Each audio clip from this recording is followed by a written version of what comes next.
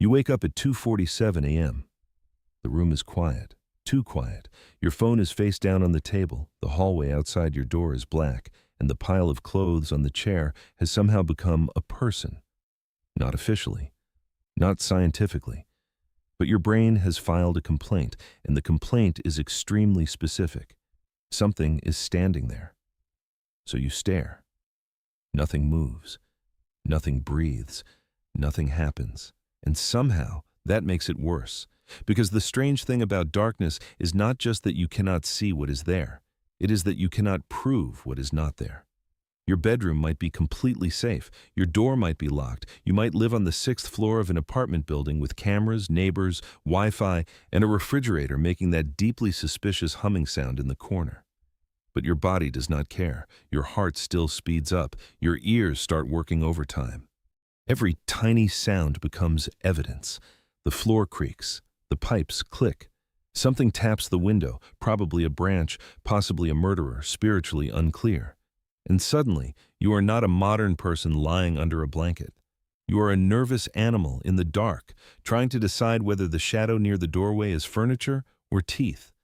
That fear feels childish. It feels irrational. It feels like something you should have grown out of somewhere between nightlights and paying taxes. But what if you were never supposed to grow out of it? What if fear of the dark is not a weakness, not an overactive imagination, not your brain being dramatic for attention, but one of the oldest survival systems your body still carries? For most of human history, darkness was not empty. Darkness was where the world became unreadable. It was where predators moved better than you did. It was where distance disappeared, faces vanished, and every sound could mean wind, rain, another human, or something low to the ground with eyes designed to find you before you found it. Your ancestors did not survive because they were relaxed about that. The calm ones did not always make it. The careful ones listened. The nervous ones woke up. The ones who stared into the dark a little too long, who imagined danger before they saw it, who treated a sound in the grass as a problem instead of a coincidence, those are the ones who had children. And those children inherited a brain that would rather scare you by mistake than let you sleep through something real. So when you wake up in the middle of the night and suddenly feel watched, there may be nothing in the room. There probably is nothing in the room. But somewhere deep inside your nervous system, older than cities, older than doors, older than language itself, a very ancient alarm is still doing its job. The question is not why you're afraid of the dark. The real question is why any human ever stopped being afraid of it at all. Here is the part most people get wrong. Fear of the dark is not really fear of darkness itself. Darkness is not a thing. It does not bite, chase, poison, stab, or climb through your window at 2:47 in the morning with suspiciously good upper body strength. Darkness is absence. It is missing information, and missing information is exactly the kind of thing your brain was built to hate. Your brain is not a calm philosopher sitting in a quiet room asking, "What is the most rational interpretation of this shadow?" Your brain is an emergency prediction machine built inside the skull of an animal that spent most of its evolutionary history trying very hard not to become food. Its job was never to make you feel peaceful. Its job was to keep you alive long enough to reproduce, raise children, and pass the alarm system forward. That means when your brain has to choose between two possible mistakes, it will always choose the mistake that keeps you breathing. Mistake number 1, you think there is danger in the dark, but there is nothing there. You feel stupid. Your heart races. You lose a little sleep. Maybe you turn on a lamp and feel ridiculous for a few seconds. Not ideal, but survivable. Mistake number 2, you think there is nothing in the dark, but there is something there. That mistake has historically had a much shorter review process. From evolution's point of view, a false alarm is annoying. A missed alarm is the end of your bloodline. This is why the dark has such a strange power over you. It creates uncertainty, and uncertainty forces your brain to fill in the blanks. A jacket becomes a person. A hallway becomes a tunnel. A sound becomes footsteps. Your imagination is not betraying you. It is doing what it was shaped to do: simulate threats before the threats become visible. In a modern apartment, that system feels dramatic. In the Pleistocene, the long stretch of human prehistory before farming, cities, and walls, that same system was a life-saving advantage. And that is the real reframe. You are not afraid because you are weak. You are afraid because your brain is ancient, cautious, and deeply unfair to harmless furniture. The fear is not proof that something is wrong with you. It is proof that something in you is still working exactly the way it was designed to work in a world where night was not a break from danger. Night was when danger got better at its job. For most of human history, night was not a mood. It was a change in the rules. During the day, your ancestors could read the world with their eyes. They could see the ground, the grass, the tracks, the water, and the face of someone approaching from far away. But after sunset, that advantage collapsed. The world shrank to whatever the fire could reach, and everything beyond it became guesswork. That matters, because ancient humans were not born into safety. No locked doors, no glass windows, no streetlights, no police, no hospital. Just a small group trying to rest in a landscape shared with leopards, hyenas, lions, wolves, snakes, insects, and sometimes other humans who were not automatically friendly. Darkness did not create those dangers. It hid them. And for a soft primate with weak night vision, hidden danger was often the worst kind. Sleep made the problem worse. Every night, your ancestors had to do something evolution normally hates: become unconscious. They had to lower their awareness while many predators became more active. So the group became the safety system. People slept close together. Children stayed near the center. Tools stayed within reach. Fire was guarded because when fire died, the night moved closer. Someone listened. Someone watched the edge where orange light turned into black. So when your body reacts to darkness today, it is not reacting to your bedroom. It is reacting to the world that built it. A world where the sound outside the shelter might be wind or might be teeth. A world where assuming probably nothing was sometimes the last thought an ancestor ever had. The evidence for this is not just a scary bedtime story with better anthropology. It is written into bones, caves, and the way humans reorganized night around protection. Start with the Tong child, a young Australopithecus africanus who lived around 2 million years ago in South Africa. For decades, people argued about what killed that child. Then researchers Lee Berger and Ron Clark compared damage on the skull with patterns left by modern crowned eagles. The conclusion was unsettling.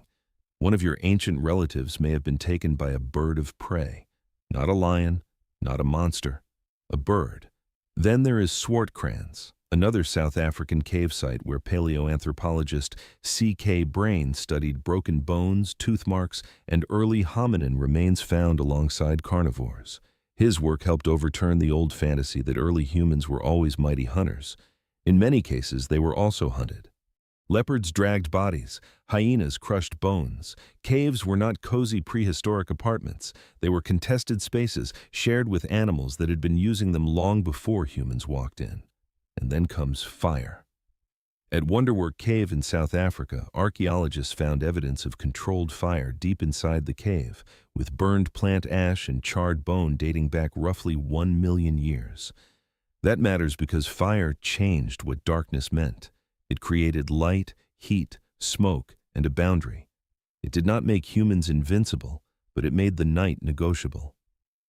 Even much later, after houses, villages, and written records, historian A. Roger Ekirk found that pre-industrial people often treated the night as divided and active, with first sleep, a waking interval, and second sleep. Night was watched, managed, interrupted, and negotiated.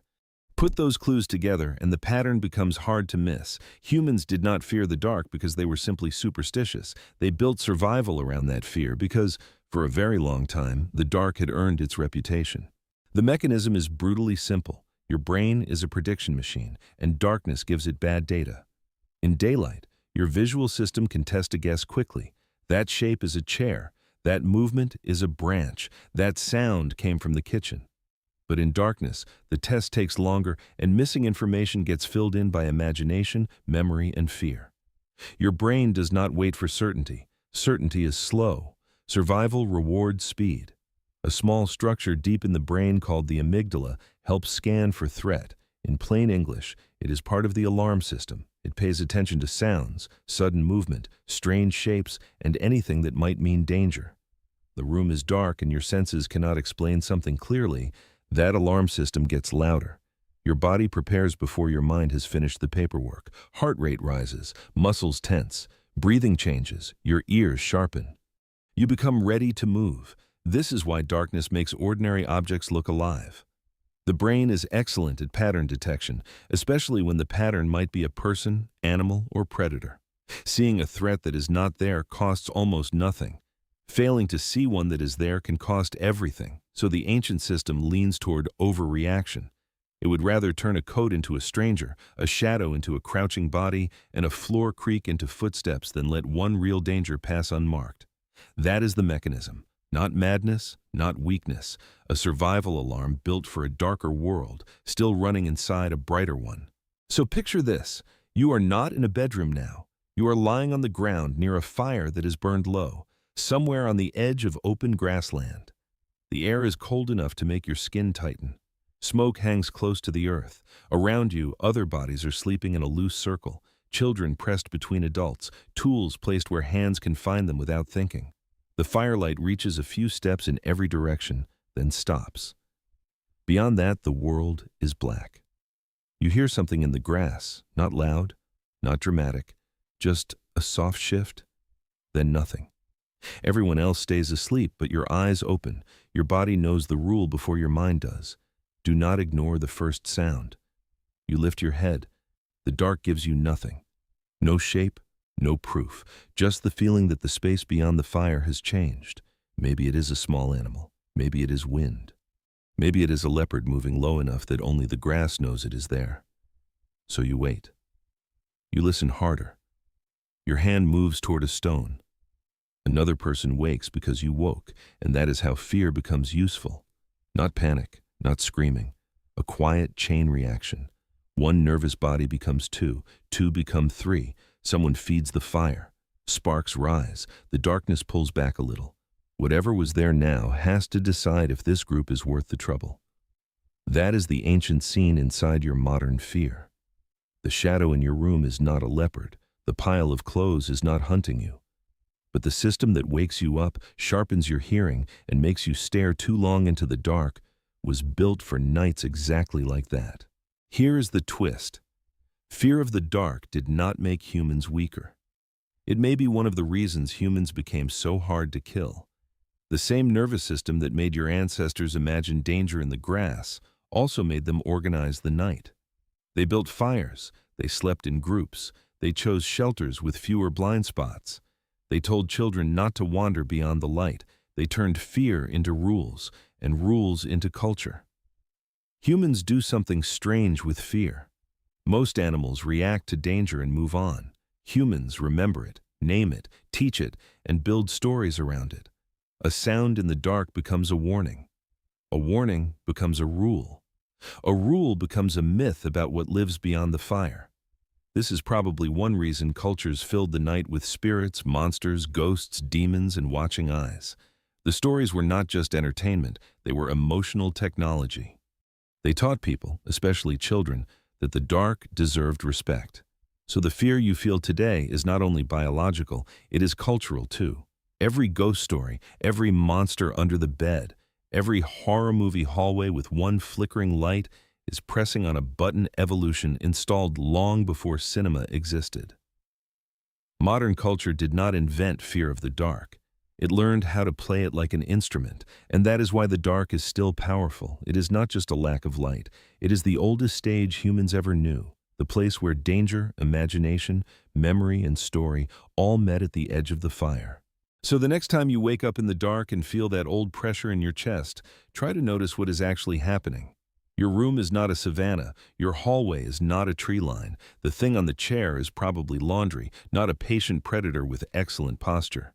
But your body is not responding only to the room. It is responding to a much older map, one drawn by nights when the edge of the firelight was the edge of the known world.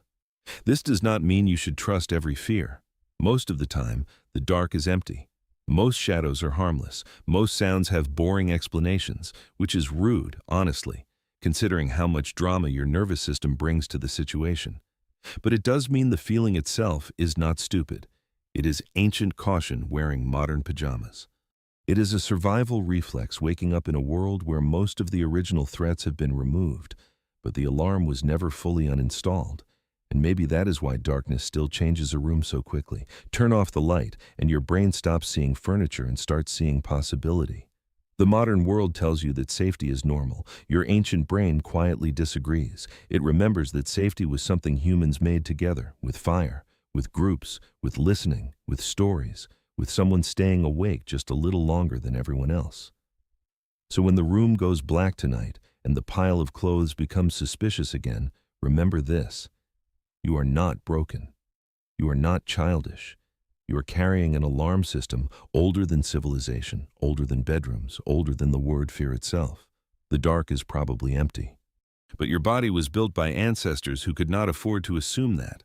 And somewhere deep inside you, the night still has teeth.